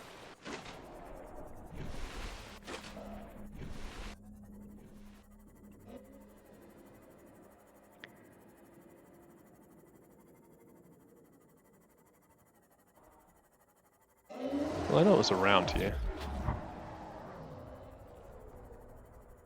For some reason I can't see it from underneath the water as well. I'll just need to see if I can find the resource node that I was intending to drill, because it'll be lined up near there. Let's give it a few zaps, because BKFL seems to be in a bit of a vengeful mood. There it is. There's the wild mobile vehicle bay.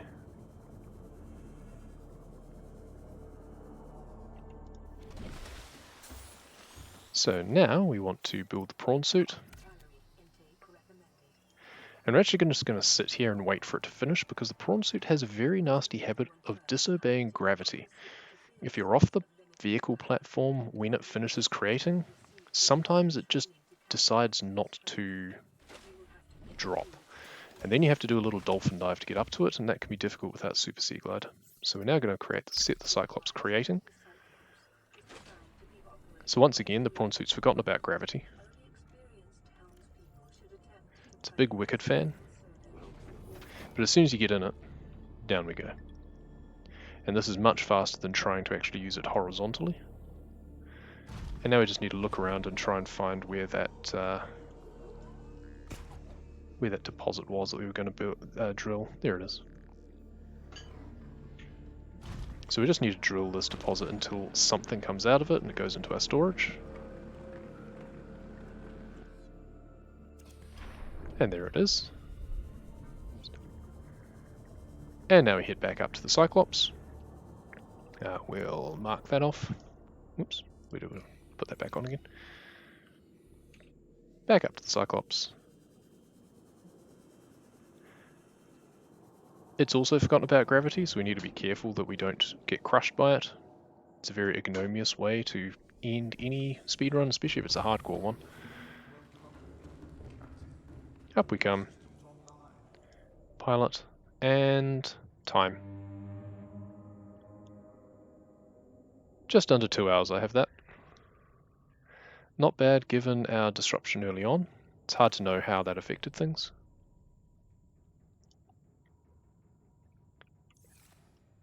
Gotta love the honk. Wow. Sub 2 hype. Yeah, it's And pretty just decent for a barely, Blackout. like just by 30 seconds. So Oh yeah, GG. nice. Well, I hope everyone enjoyed that. A bit of a disruption at the start. Certainly threw me a little bit. Games crashing is something that you just have to deal with sometimes. And unfortunately, it was a bit earlier than I expected. My safety save was more for the final section rather than that early game. But it didn't take too much long to kind of set things back up again. Just had to fudge things a little bit here and there. Normally, obviously, we wouldn't, but we're not going to drag things on. We want to get things back on schedule. So yeah, thanks everyone for watching, and be sure to check out the Free Dutch Foundation and find the interview that was done before. And yeah, it's all for a good cause. I'll be paying attention later. I hope we reach that next incentive for the the Batman game. Sounds like fun. So yeah, I'll hand it over to the next people. Definitely. We hopefully we'll reach it. Thank you so much for your run, AJ. Make sure to give him a follow. I just posted the link right there in the chat if you haven't already. So yeah, thank you so much for your run.